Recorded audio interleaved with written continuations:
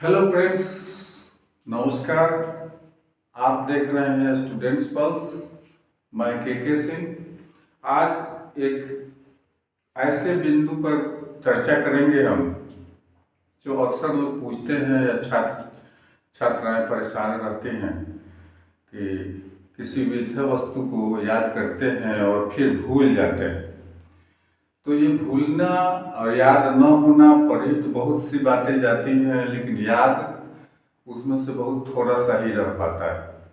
तो आज मैं आपको सीधे सीधे उन बिंदुओं को गिनाऊंगा कि क्या आप में ये कमी है। तो आप अपना समीक्षा कर लें और इसमें सुधार करने की जरूरत है। छोटी छोटी बातें हैं, आदत आप थोड़ा सा अपनी आदतों में सुधार कर लें तो याददाश्त बहुत अच्छी हो जाएगी। और आइए हम देखते हैं कि याददाश्त अच्छा रखने के लिए हमें क्या करना चाहिए। और छोटी छोटी आदतों को ही सुधार करना है, बहुत बड़ी इसमें कोई बात नहीं है। पहला कि जब हम विषय वस्तु को पढ़ते हैं तो हमारे अंदर एक डर या घबराहट या बेचैनी सी महसूस होती है। तो इसको हमें पहले तो त्याग करके ही पुस्तकों से संपर्क बनाना है, पुस्तकों के साथ लगना है। और काम कोई भी करें, चाहे पढ़ाई हो चाहे कोई और काम हो, जितने प्यार से प्रेम से काम किया जाएगा उतना ही वह बेहतर ढंग से भी होगा और वो मेमोरी के लिए भी अच्छा होता है। तो पढ़ाई में प्यार जगाना बहुत ही आवश्यक होता है। तो पढ़ाई प्यार से करी जाए। नंबर 2, पढ़ाई को बोझ न समझा जाए। पहले ही हम किताब लेकर के बैठ जाएं और समझें कि यार ये तो जो है बहुत ही बोझ का काम हमें मिल गया है। हम इसको बोझ न समझें, उसको हैप्पीली, जितना आप प्रसन्नता पूर्वक अपने विषय वस्तु को पढ़ेंगे उतना ही वह आपको अच्छा भी लगेगा। और खेल खेल में पढ़ाई करें, ज़्यादा ज़्यादा स्ट्रेस न लें। बच्चे जब पढ़ने बैठते हैं तो उनको एक तनाव सा महसूस होने लगता है। और अगला पॉइंट है कि जब हम गहरी नींद जो है लेना बहुत ज़रूरी है। जब हम सोते हैं तो हम ये देखें कि हमें गहरी नींद आती है कि नहीं। गहरी नींद का आना याददाश्त से बहुत बड़ा जुड़ाव है। याददाश्त को अच्छा रखने के लिए गहरी नींद और समुचित नींद, गहरी नींद और समुचित नींद का मतलब होता है कि हम ये नहीं कि हम 2 घंटे ही सो के जग जाए, 3 घंटे ही, 6-7 घंटा। एक आम विद्यार्थी को पढ़ने के लिए कम से कम 6-7 घंटा गहरी नींद लेना बहुत ही आवश्यक होता है। और अगला पॉइंट है कि जब हम पढ़ने बैठते हैं तो क्या करते हैं, सामने टीवी बैठा हुआ है, मम्मी बात कर रही हैं, या हम मोबाइल बगल में रखते हैं, मोबाइल भी कभी कभी देखने लगते हैं। तो इन सब चीज़ों से आप अलग हट जाएं। आप अलग हट करके ऐसी जगह पर बैठ जाएं जहां मम्मी से न बात होती हो, जहां टीवी न चल रहा हो, जहां मोबाइल हमारे पास न हो। और ऐसी जगह पे हम बैठ जाएं, क्योंकि हमारा जो दिमाग बना हुआ है वह एक बार में एक ही चीज सोचने के लिए, एक बार में एक ही काम, वन टाइम वन वर्क। तो वन टाइम वन वर्क जिसने भी कहा है, ये बहुत ही आवश्यक है कि हम किसी भी वस्तु को एक काम को एक ही बार में करें। ये नहीं कि कभी थोड़ा सा गाना की तरफ ध्यान चला जाता है, कभी टीवी की तरफ ध्यान चला जाता है, कभी मम्मी की तरफ ध्यान चला जाता है। और ध्यान ऐसा हो कि यदि मम्मी ने चाय के लिए पूछा और वो यदि मुझे सुनाई पड़ गई तो इसका मतलब ये है कि आपका ध्यान इधर उधर भटक रहा है अभी। यदि सुनाई न पड़े तो आप समझ लें कि आपकी एकाग्रता बनी हुई है।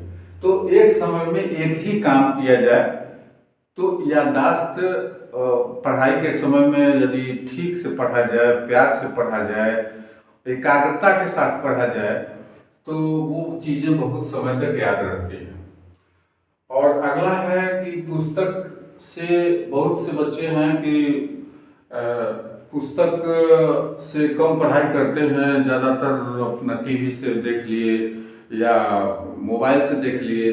तो पढ़ाई करते समय यह आवश्यक है कि आप एक नोटबुक कलम अपने पास रखें और की पॉइंट्स, जिसको ब्यूटी पॉइंट्स कहते हैं, की पॉइंट्स आप अवश्य बनाएं। आप किसी भी पढ़ाई को करें तो उसके जो मुख्य बिंदु हैं उस बिंदु को आप नोट करें और उसको दिमाग में एक्सप्लेन करें। तो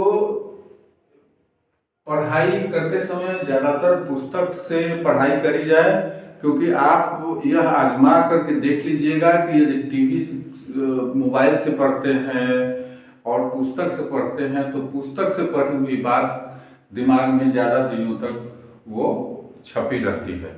इसलिए हमें मोबाइल से पढ़ते हो थोड़ा मोड़ा तो ठीक है, कोई बात नहीं, लेकिन ज़्यादातर आप पुस्तकों से ही पढ़ाई करें तो बेहतर रहेगा और याददाश्त को बनाए रखने में काफ़ी मदद मिलेगी। अगर अगला है कि एकाग्रता होना बहुत ही ज़रूरी है। और बहुत से लोगों को आपने सुना होगा कि रेलवे स्टेशन पर बैठ करके और किसी की जीवनी पढ़ रहे थे या कुछ पढ़ रहे थे और उनको किसी ट्रेन से जाना था, ट्रेन आई और गुजर गई। तो ट्रेन गुजर गई और उनको पता तक नहीं चला। एकाग्रता इसको कहते हैं कि कहीं कुछ हो रहा हो, उसके तरफ ध्यान न हो, किताब के तरफ, पुस्तक के तरफ, विषय वस्तु की तरफ एकाग्र होकर के, एकाग्रचित्त होकर के, कंसंट्रेट होकर के आप बिल्कुल पढ़ाई करें। और यदि एकाग्र होकर के पढ़ाई करते हैं तो निश्चित रूप से वह इसका बहुत बड़ा हमारे जीवन में, हमारे याददाश्त को बनाए रखने में एकाग्रता बहुत जरूरी होती है। और एकाग्रता के साथ में आप जल्दबाजी न करें। एकाग्रता के साथ में जल्दबाजी करेंगे तो जितना ही अपने दिमाग में वह समय कम समय तक गुजारेंगे तो वो उतना कम याद रहेगा। तो याददाश्त बनाए रखने के लिए एकाग्रता का होना और आराम से, प्रेम से, एकाग्र होकर के, बिना बेचैनी के, बिना घबराहट के उसको पढ़ी जाए बात, तो वो ज़्यादा दिनों तक याद रहता है। और कभी कभी ये होता है कि एक लंबा आप क्लास ले रहे हैं, आप YouTube से सुन रहे हैं या किसी चीज़ से सुन रहे हैं या क्लास ले रहे हैं, यदि संभव हो तो स्थान बदल लिया जाए। या पुस्तक से पढ़ रहे हो, यदि संभव हो तो स्थान बदल लिया जाए। स्थान बदलने से एक ताजगी सी आ जाती है, थोड़ी सी कप पानी पी लिया जाए और चाहे कुछ करके फिर बैठ जाया जाए। बहुत लंबे समय तक एक सिद्ध में पढ़ाई करने से उसमें से बहुत सारी चीज़ें किताब में ही रह जाती हैं, वो याद नहीं हो पाती। अगला है कि कभी कभी ऐसा होता है कि आप पढ़ रहे हैं और एक ही जैसा चीज़ है वो याद नहीं होता है। जैसे मैं जब पढ़ रहा था स्टूडेंट लाइफ में तो मुझे न्यूक्लियर फिजन और न्यूक्लियर फ्यूजन में काफ़ी कंफ्यूजन होता था। तो ऐसे में आप एक काम करें, यदि ऐसा आपके साथ भी होता है तो आप इसको क्या करें कि एक को उसमें याद कर लें। जैसे नाभिकीय संलयन और नाभिकीय विखंडन, तो हिंदी के जैसे शब्द से तो स्पष्ट पता चलता है कि नाभिकीय संलयन छोटे छोटे नाभिकों से मिलकर के बड़े नाभिक बनाते हैं तो वो नाभिकीय संलयन कहलाता है। और भारी और बड़े नाभिक जो हैं टूट करके छोटे छोटे नाभिकों में टूट जाते हैं तो वो नाभिकीय विखंडन कहलाते हैं। तो नाभिकीय संलयन और नाभिकीय विखंडन तो ठीक है, ये शब्द से ही स्पष्ट है। लेकिन जब मैं अंग्रेजी का शब्द इसका याद करता था, न्यूक्लियर फिजन और न्यूक्लियर फ्यूजन, तो उसमें मुझे काफ़ी कन्फ्यूजन होता था। तो ऐसी स्थिति में क्या करें कि ऐसा यदि आपके साथ भी होता है तो आप उसको क्या करें कि ये उसमें से एक शब्द को याद कर लें और उसी को एक शब्द को याद कर लेंगे तो दूसरा वाला भी शब्द जो है वो अपने आप याद रहेगा। एक शब्द को याद कर लें, उसमें जैसे न्यूक्लियर फिजन को हम याद कर लें, न्यूक्लियर फिजन ऑटोमेटिक याद रहेगा। तो इस तरह से करें अपनी याददाश्त बढ़ाने के लिए। अगला है कि विषय वस्तु को यदि संभव हो तो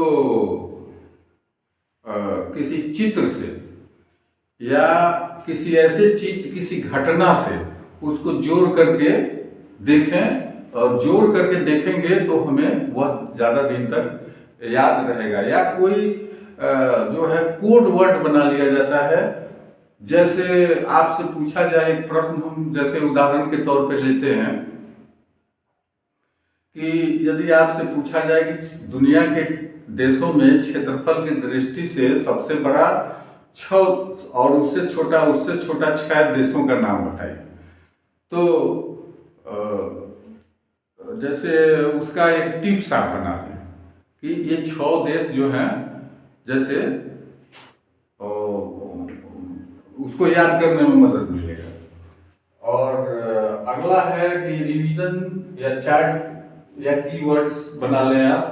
जब दोबारे आप रिवीजन के लिए जाते हो तो आप पूरी पुस्तक पढ़ने के बजाय पहली बार या दूसरी बार पढ़ते समय आप क्या करें कि नोटबुक पर उसका एक चार्ट बना लें, छोटा सा चार्ट बना लें और उसके की पॉइंट्स नोट कर लिए जाए, और बाकी उसका एक्सप्लेनेशन अपने दिमाग से कर लें और सिर्फ उन की पॉइंट्स को ही याद किया जाए। क्योंकि सिलेबस बहुत ज़्यादा रहता है, इसलिए याद करने में दिक्कत होती है। खास करके परीक्षा के समय में वो सारी चीज़ें रिवीजन भी नहीं हो पाती हैं, बड़ी मोटी पुस्तकें।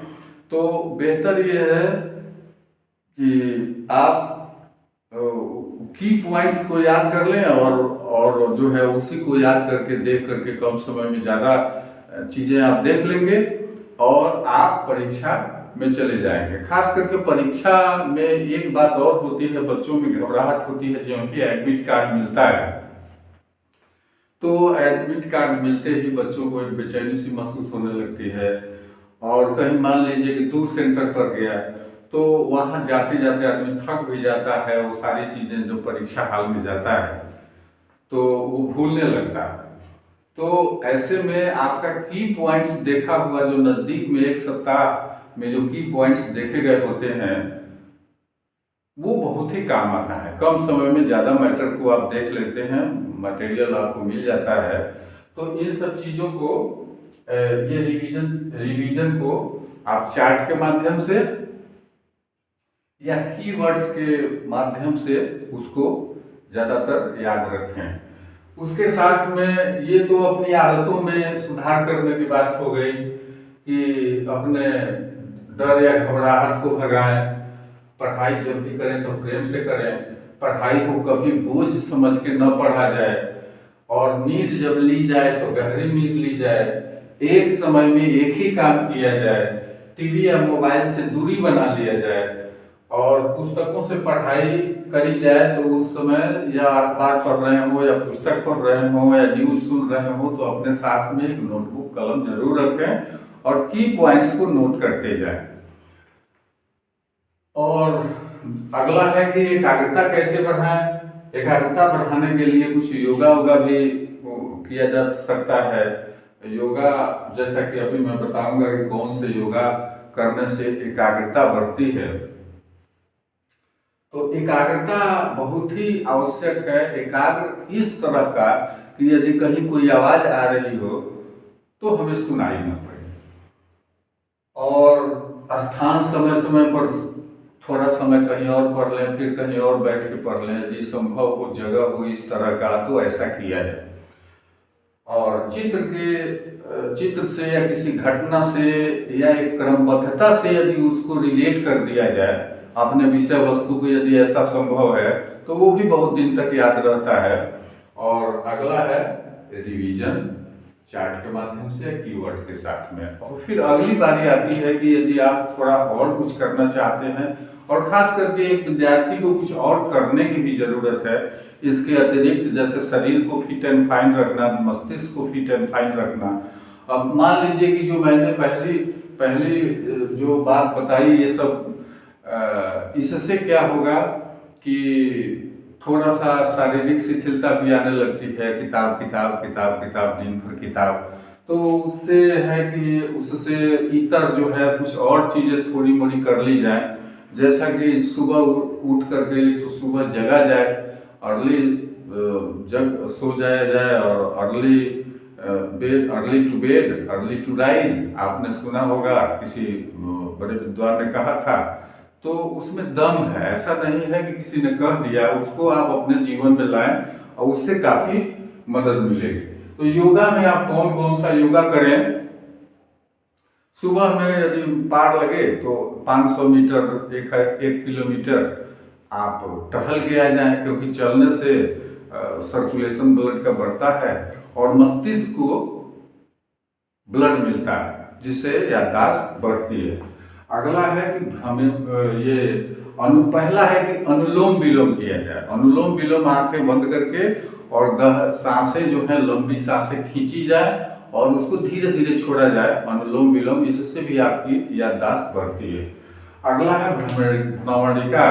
भ्रमणिका जो है ये भी आप 2 मिनट 5 मिनट जो भी आपसे संभव होता है, शुरू शुरू में तो awkward लगता है, आप छत पर बैठ जाए, एकांत जगह में बैठ जाए, और भ्रमणिका जो है वो बहुत ही आवश्यक है। ये इससे क्या होता है, दिमाग बिल्कुल शांत हो जाता है। अगला है शीर्षासन।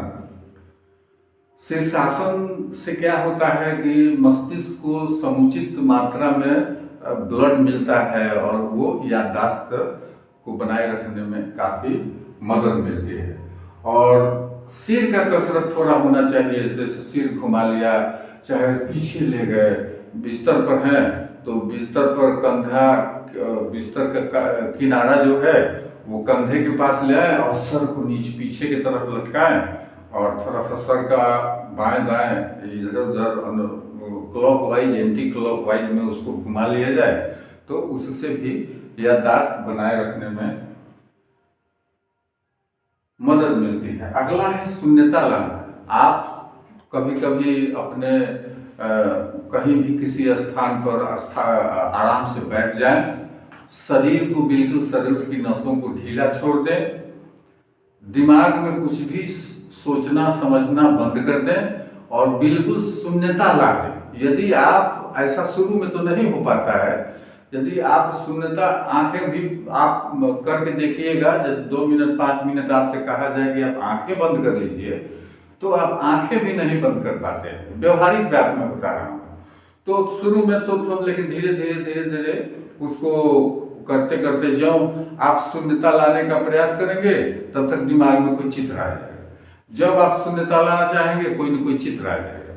तो ये शुरू में नहीं होता है, लेकिन धीरे धीरे उसको करते करते यदि आप शून्यता लाने में कि मैं कुछ भी नहीं सोच रहा हूँ और दिमाग जो है सांस आ रही है जा रही है, यदि हम उस पर ध्यान करें या कुछ भी न सोचे, कुछ ऐसा तरकीब अपना, शरीर को जब बिल्कुल शरीर की सारी नसों को ढीला छोड़ देंगे, हाथ को, पांव को, गर्दन को एकदम ढीला छोड़ देंगे, मस्तिष्क को भी ढीला छोड़ देंगे,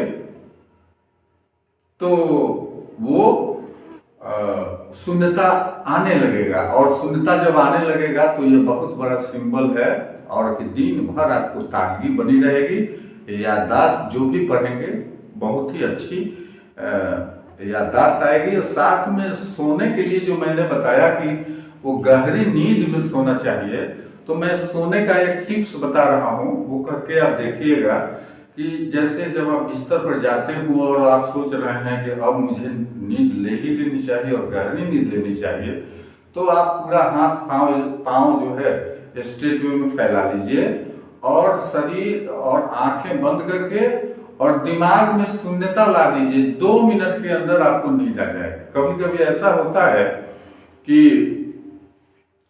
कुछ न कुछ रात में जब एकांत में आदमी नींद में सोता है तो कुछ न कुछ चीजें, कुछ न कुछ समस्या आती रहती है। तो मैं तो ये कहूँगा कि आदमी को चिंतन करना चाहिए, अपने विषय वस्तु के विषय में चिंतन करिए, लेकिन चिंता ना करिए। चिंता ज्यों करेंगे या घबराहट आएगी, बेचैनी महसूस होगी, तो आपको याद रखने में भी दिक्कत आएगी और नींद भी ठीक से नहीं आएगी। तो इन सब चीजों को ये योगा, ये 4-5 योगा है। एक तो टहल भी लीजिए थोड़ा सा सुबह में उठ करके, मॉर्निंग वॉक वैसे ब्रह्म बेला माना जाता है, और ब्रह्म बेला में यदि संभव हो तो 500 मीटर 1000 मीटर थोड़ा हाथ पांव इधर उधर फैला लीजिए, तो कुछ कर लीजिए एक्सरसाइज, हल्का सा भी कर लीजिए, ज्यादा नहीं। और उसके बाद ये अनुलोम विलोम, भ्रमरिका, शीर्षासन, सिर का कसरत थोड़ा सा हो जाना चाहिए, और जैसे क्लॉकवाइज एंटी क्लॉकवाइज में घुमा लीजिए, और दिमाग में उधर से लौट के आइए। तो आप दिमाग में शून्यता लाने का प्रयास करिए। ज्यों आप दिमाग में शून्यता लाएंगे, आपकी याददाश्त बढ़ जाएगी, और याददाश्त बढ़ जाएगी, और ऐसे में जो है आपकी ये समस्या जो है भूलने की समस्या, या जो आपकी बार बार शिकायत रहती है कि सर पढ़ते तो हैं, 50 पढ़ना पढ़े 2 बात भी नहीं याद है, तो इसमें आपको याद रखने में काफी मदद मिलेगी। तो इसी के साथ में लंबा वीडियो न बनाते हुए मैं संक्षेप में सोचा कि जो बच्चे थोड़ी अपनी आदतों में सुधार कर सकते हैं, तो ये तो थोड़ी सी आदत है, इनकी आदतों में थोड़ा सा सुधार कर लें।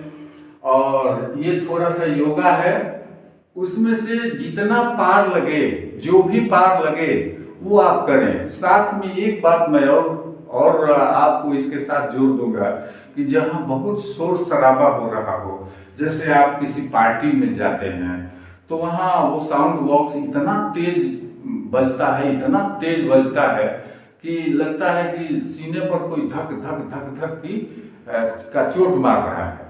तो ऐसे जगह पर आपको भाई पार्टी में तो जाना ही है, भोज खाना ही है, पार्टी अटेंड करना ही है, लेकिन ज्यादा समय तक न वहां रहें। बस वहां गए, भोजन किए, वहां से ऐसी जगहों पे जहाँ बहुत शोर शराबा हो रहा है, उससे याददाश्त कमजोर होती है। तो ये छोटी छोटी आदतें हैं, इन आदतों को यदि आपने सुधार कर लिया तो ज्यादा नहीं, हम अंदाज करते हैं कि 15 दिनों बाद आप कमेंट करिएगा हमारे चैनल पर, और आप बताइएगा कि आपने कितना परिवर्तन किया अपने आप में, क्या इन बिंदुओं को फॉलो किया, और यदि किया तो कितना सुधार हुआ, कितनी याददाश्त बढ़ गई। तो इसको और वीडियो लंबा ना हो, इसको हम यही समाप्त करते हैं। धन्यवाद।